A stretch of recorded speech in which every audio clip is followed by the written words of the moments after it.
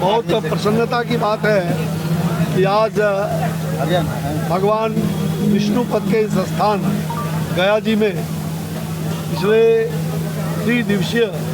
3 दिनों से एक श्री विद्या त्रिकोटि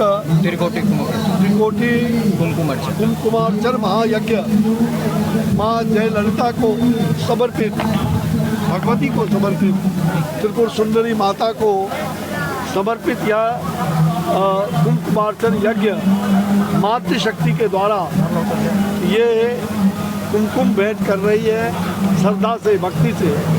ये कार्यक्रम श्री अभिषेक जी, ब्रह्म स्वामी अभिषेक ब्रह्मचारी जी, उनके सानिध्य में ये कार्यक्रम चल रहा है। देश भर में कई कार्यक्रम ये कुमकुमार्चन यज्ञ होते रहे। मैं देश के कोने कोने में इस यज्ञ में जाने का प्रयास करता रहा हूँ।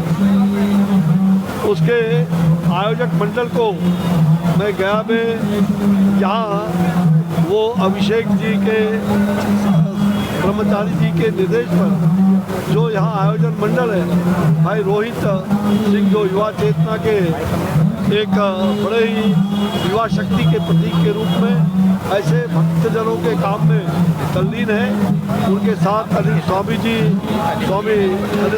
अनंत जी और तमाम ऐसे लोगों को, आयोजक मंडल को मैं बधाई देता हूँ कि आपने ये यज्ञ इसलिए किया है कि भ्रष्टाचारियों का, दुराचारियों का, व्यभिचारियों का, आतंकवादियों का नाश कैसे हो। ये यज्ञ शक्ति के और श्रद्धा के प्रति ये समर्पण का यज्ञ है। और मुझे खुशी है कि इस यज्ञ में मैं सीधे मुंबई से यहाँ आया। मैं मुंबई गया था कार्यक्रम में, कल वहाँ था और आज इस यज्ञ में समापन के पूर्व यहाँ पहुँचा हूँ। तो मुझे इसके लिए बहुत मैं नारी शक्ति को प्रणाम करता हूँ, उनका अभिनंदन करता हूँ और यहाँ के समस्त गया जी के समस्त नागरिकों का अभिनंदन है। यही एक गया जी है जहाँ मोक्षदायिनी है, मोक्ष देने वाला स्थान। भगवान विष्णुपद का ये मंदिर सदियों तक लोगों के कल्याण के लिए और मोक्ष देने के लिए यहाँ देश विदेश से तीर्थयात्री आते हैं और पिंडदान करके अपने पूर्वजों को तर के जाते हैं। तो बहुत प्रसन्नता की बात है, गया जी का विकास हो रहा है। फल्गु नदी के किनारे हम सभी यज्ञ करते हैं। फल्गु नदी में भी गंगा जल को कैसे लाया जाए, इसका प्रयास हम लोगों ने शुरू किया था और आगे ये प्रयास काफ़ी सफल होते हुए नजर आ रहा है। इस तरह के कार्यक्रम इस तरह के कार्यक्रम पूरे जिले में होने चाहिए। निश्चित रूप में इससे सनातन की शक्ति जगती है। जो भारत की आत्मा सनातन में बात करता है, पूरे विश्व की आत्मा कह सकते हैं, वो सनातन आधारित है। और इसलिए हमने ये तय किया है कि आगामी 6 जुलाई को पटना के गांधी मैदान में देश के महान संत जनों के सानिध्य में पूज्य शंकराचार्यों जी के आशीर्वाद से और सभी ऋषि मुनियों के आशीर्वाद से भगवान श्री परशुराम के जन्म महोत्सव के समापन पर सनातन महाकुंभ आगामी 6 जुलाई 2025 को पटना के गांधी मैदान में हम सब लोगों ने आयोजन किया है, जिसमें देश के महान संतजन स्वामी रामभद्राचार्य जी महाराज, पद्म विभूषण और साथ ही ऐसे अनेक महान संत और शंकराचार्य जी दक्षिण से उत्तर तक के यहाँ पधार रहे हैं। बागेश्वर महाराज हनुमंत शक्ति को जगाएंगे और साथ साथ हमारे स्वामी अवधेशानंद गिरी, स्वामी गोविंद गिरी, स्वामी कैलासानंद गिरी और ऐसे महान संतों के दर्शन भी आपको इस कार्यक्रम में होगा।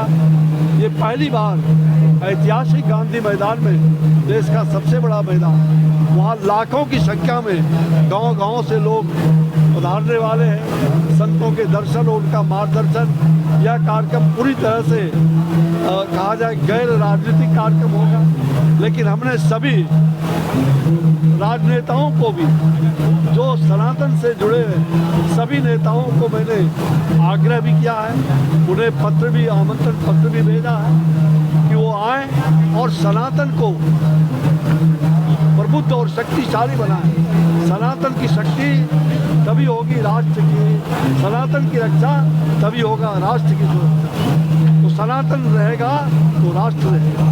मुझे लगता है कि आज सनातन के लिए हम सभी युवाओं से, आम नागरिकों से, माता बहनों से भी हमने अपील किया है। और यह यज्ञ 1 दिवसीय सनातन महाकुंभ होगा, जिसमें भारत की सांस्कृतिक चेतना को भी जागृत किया जाए और उसके साथ साथ देश के अंदर और राज्य में जितने भी मंदिर मठ है, जो आज पूरी तरह से जीर्ण शीर्ण हो चुका है कई जगहों पर, तो मंदिर मठों का जीर्णोद्धार हो और मंदिर मठों के पुजारी, उसके पुरोहित, पंडित, उनको सरकार आर्थिक योगदान करे और साथ साथ राजनीतिक संकल्प पत्र में उन तमाम मंदिर मठ के जीर्णोद्धार के साथ साथ उन सभी पुजारी, उन सभी पंडितों, उन सभी वेद, संस्कृत और धर्माचार्यों को, सनातन के ध्वजवाहकों को सम्मान मिले। इसके लिए हम सांस्कृतिक राष्ट्रवाद के उत्थान के लिए ये सनातन महाकुंभ का आयोजन हम लोगों ने किया है। लाखों की संख्या में 6 जुलाई 2025 को पटना गांधी मैदान में पधारेंगे और विश्व का कल्याण होगा।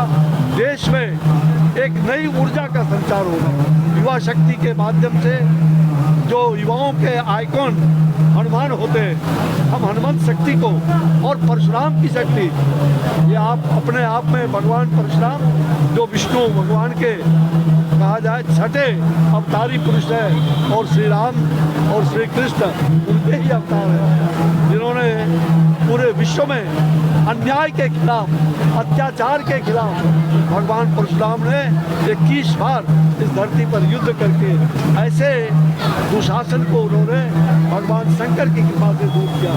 आज परशुराम की आवश्यकता है सामाजिक समरसता के निर्माण हेतु परशुराम की प्रतीक्षा काव्य जो राष्ट्र कवि दिनकर ने चीन के युद्ध के बाद लिखा था, उस समय के शासकों को भी चुनौती दिया था।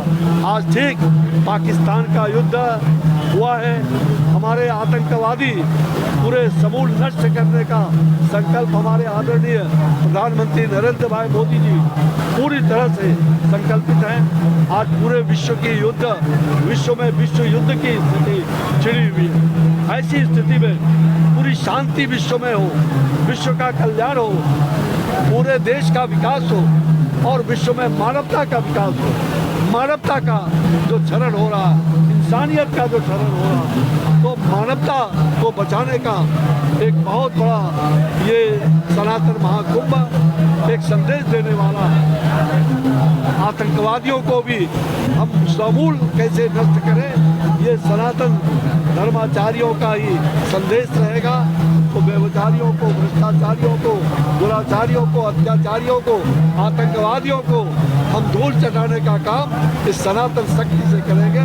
सनातन शक्ति अगर रहेगा, सनातन अगर रक्षित होगा तो प्रकृति और संस्कृति की रक्षा होगी। प्रकृति और संस्कृति की रक्षा होगी तभी सनातन की रक्षा होगी, तो प्रकृति और संस्कृति की भी रक्षा होगी।